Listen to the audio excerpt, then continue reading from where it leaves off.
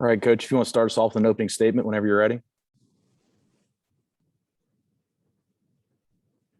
All right, so unusual week, kind of having to put 3 days into one. We're only going to practice once this week, so that's highly unusual and quick turnaround with the morning format practice. So pretty challenging. Don't have practice update for you because I'm not out there. Practice is still going, so unusual not to be able to give you a whole lot of info on that, but good to play at home. Really hope our crowd comes out. Hope people don't, sit and say, well, we'll just wait for SEC games. Having a crowd is impactful to your players, to their performance. It's impactful to recruits when recruits come into the stadium. So really urge fans to come out. Excited for the first walk that we've had through the Grove. First time actually stepping foot in the Grove. So personally excited for that, but we need people to come out and, everybody wants a top 25 program. Well, let's put an atmosphere like a top 25 program so players feel that and recruits see that as well. All right, John, start us off. Hey, Lane, just wanted to get a kind of update on how you're feeling and how you've kind of progressed through this. I feel great. 0 symptoms. Feel 100%. I guess you don't need doctors with these loop bands. Looking back over the numbers, kind of crazy that before I even knew I had it, recovery percentages were down in 20s, and then the day after I got it, my recovery was 1%. So this morning I was at 90. So kind of crazy that this little thing is a Whoop commercial for you, Whoop. But and I actually remember reading in the PGA Tour how they were using them to find COVID before it was happening. So that's crazy, but I'm doing great. We'll go to Michael. Hey, Lane. Scotty Walden, I believe, is the youngest coach in college football right now at 31. I believe you were the youngest coach back in 2008 when you were at Tennessee. What were some of the biggest challenges as a young coach, and what are some of the biggest lessons that you've learned in the last 13 years or so? And do you have any advice for Scotty on how to be a successful young coach?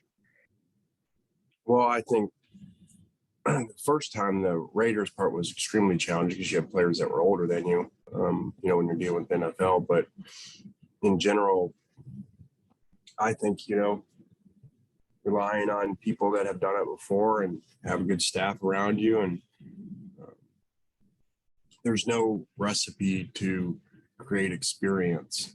And I've learned that that's life. That's coaching, parenting, whatever your job is, it takes experience to go through things and learn how you'll handle them. You can read, you can, kind of channel what you remember of people you worked with when things come up. That's helpful, but a lot of times you got to go through it and figure it out on your own. So I would say just really utilizing people's opinions and people that have done it before.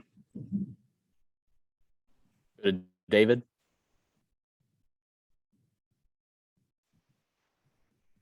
Okay, yeah.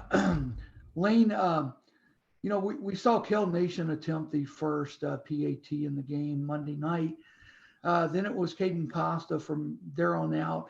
Just what you thought of Caden's performance. Kid was in high school less than a year ago, and for him to step up like that under that kind of pressure. Yeah, that was awesome. It ain't like he got to start off with a chip shot. So, knew he was really talented, obviously.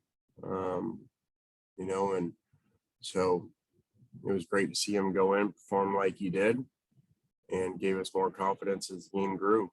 So that's, you never know with true freshmen what's going to happen, regardless of how they practice. So probably him and Taishim were, the really bright spots of guys that went in and looked like they've been doing it for a long time. We'll go to Nick. Lane, you talked a little bit after the game about the couple of targeting penalties. Just from when you went back and watched the tape, did you see anything that maybe you didn't see live? And do you address that with the team at all, or do you kind of tell them to keep playing the same way?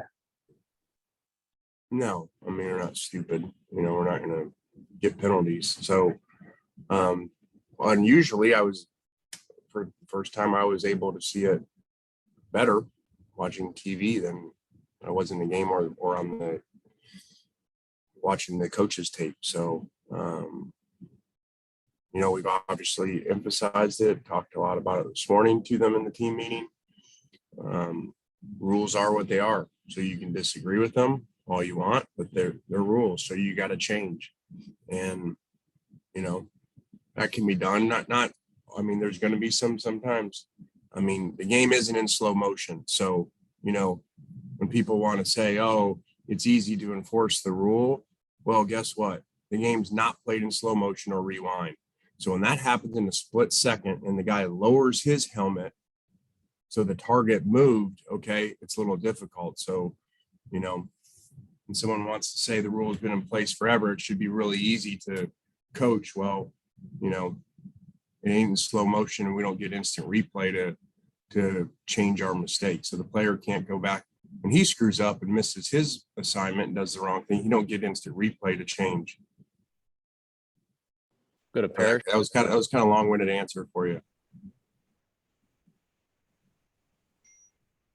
Hey, Lane, what is Taiwan Malone's development like at this point? And do you see him becoming a factor for you guys on the line there? I hope so. He was set back with injury, and so really had not practiced very much. Anticipate him practicing more and hopefully playing this week. We need him. Go back to John. Lane, what would you kind of want to see your team kind of sharpen offensively on Saturday? And what type of, small steps would you see them make in that contest at home this week? Penalties. Way too many penalties, crucial penalties in the game that cost us a lot of yards and points. And defensively, to finish the game better, we have 2 4th downs where we're not aligned right that are touchdowns there. So I think we let up a little bit. Obviously, look at the yardage in the first half and points compared to the second half, and we were still playing our normal guys. So, we got to finish better. Go back to David.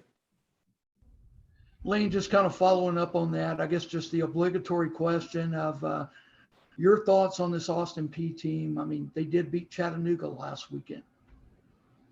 Yeah, and they played really well since that coaching change last year and the strange season with the spring season. So they're playing really good.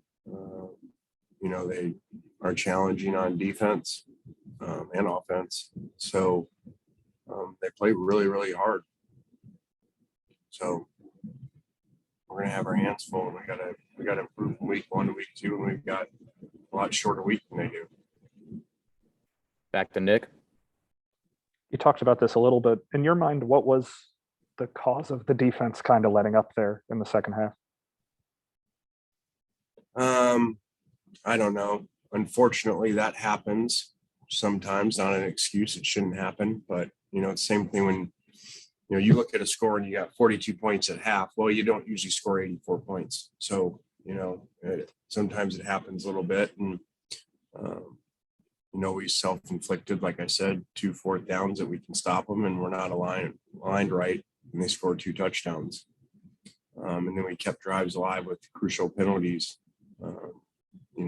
So good thing is we did limit explosive plays for the most part, even in the second half. Any more questions for Coach? All right. Thanks, Coach. All right, guys. Have a good week. Thanks.